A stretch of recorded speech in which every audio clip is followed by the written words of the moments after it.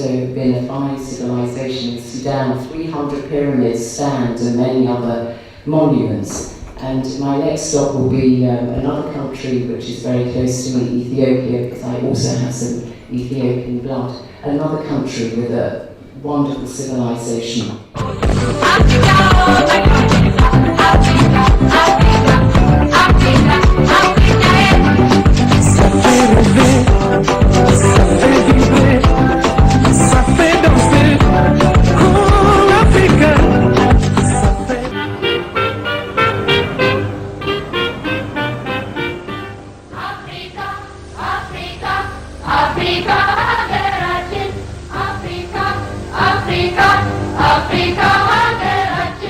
To receive and welcome the President of Botswana, His Excellency President Lieutenant General Seretse Khama Ian Khama.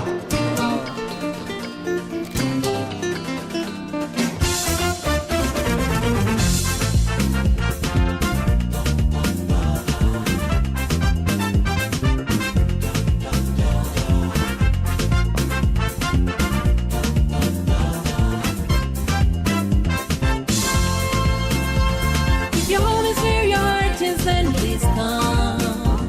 Come we celebrate the victories overcome. To the memory of our forefathers who died for us. Got to make the most of freedom that they want. If the glory of our continent's not known, let me stand up close so I can proudly show. Every nation of the world you'll ever find is from this universal cradle of mankind. Many colors, many faces, many tribes. North to south, east to west, we travel wide. Every nation has identity, unite in diversity. Our glories, our people stand as one. Oh, sons and daughters of Africa, flesh of the sun, flesh of the sky, let us make Africa a tree of life. Let us all unite and sing together to uphold the bonds that frame our destiny. Let us dedicate ourselves and fight together for lasting peace and justice on earth. Oh, sons and daughters of Africa, flesh of the sun, flesh of the sky,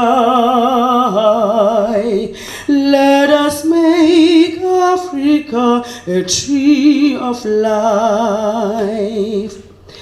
Let us all unite and work together to uphold the right and fight the cause of freedom. Let us dedicate ourselves and fight together for lasting peace and justice on earth. Africa Day, of course, is a great day for all of us, and it's a great day to celebrate. But it is also a time to reflect on what it means to be African, and in particular, bearing in mind our theme, what it means to be an African woman. So I will touch very briefly on both of these things. Yes, I'm a journalist, a broadcaster. There are many politicians, officials here amongst you, and we have a great deal in common. Mainly, we are very interested in the present and the immediate future. But I want to share with you my current obsession, which is Africa's past. And I am very, very dedicated at the moment to using my long experience in the media to try to bring Africa's history to this modern generation. You may wonder why history should matter. We're all about science and technology and leapfrogging, technology as we did with mobile phones in Africa and so on. But I think that the past does matter, often more than we realise.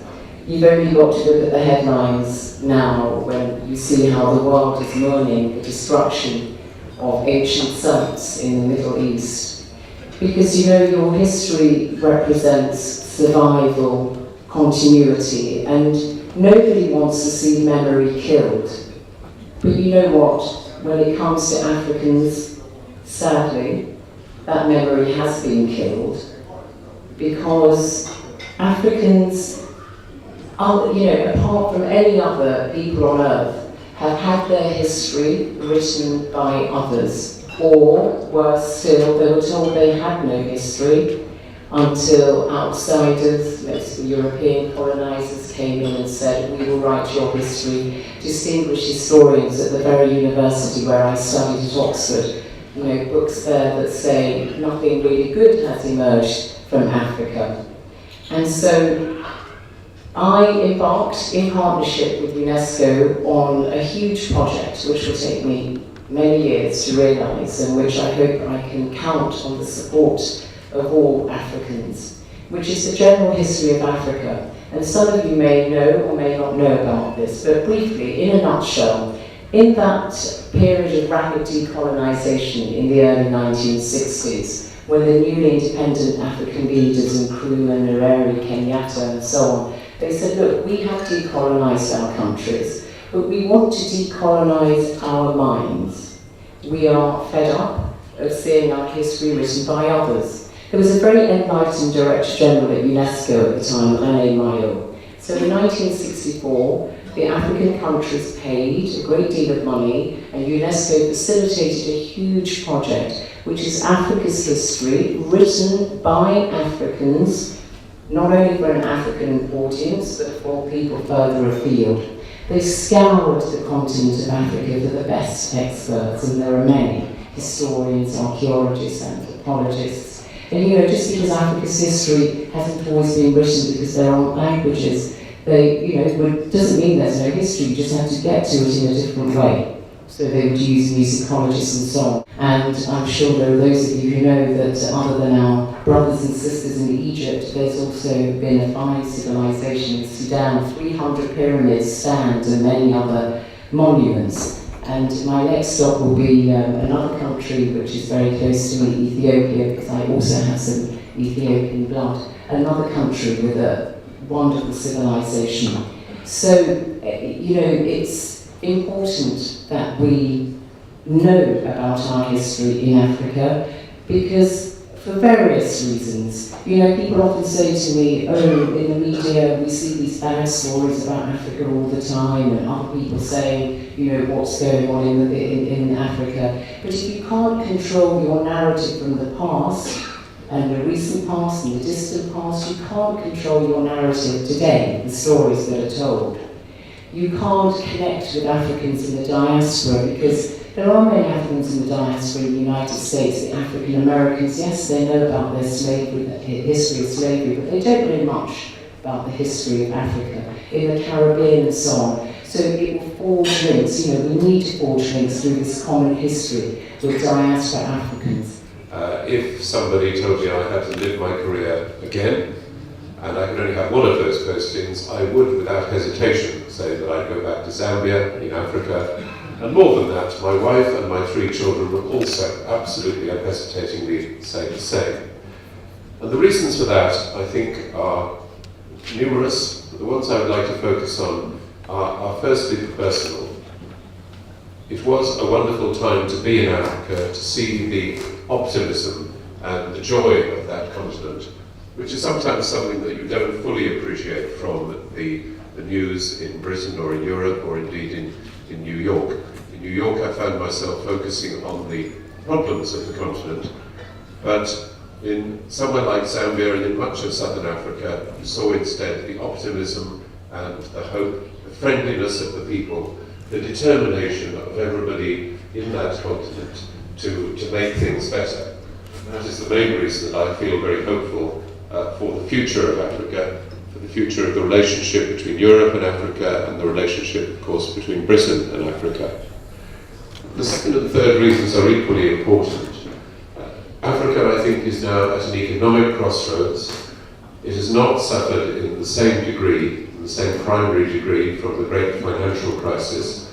Africa had largely become free of debt before the great debt crisis enveloped all of us. And therefore, is a country that is growing, and as the previous speaker said, many of the fastest growing economies are now in Africa. It has huge potential, huge natural resources, and the greatest potential of all, of course, are the resources of its people. The strong desire for unity of the African people, as well as the desire to move up the development ladder in every country on our continent. African leaders, individually and collectively, seize this opportunity to reaffirm our commitment to the principles embodied in the Constitutive Act of the Union. I'm confident that through our desire for the ideals of our Charter, we will be able to consolidate peace and security and build on it durably to end conflicts, strengthen democracy, and promote the respect for the rule of law and fundamental human rights.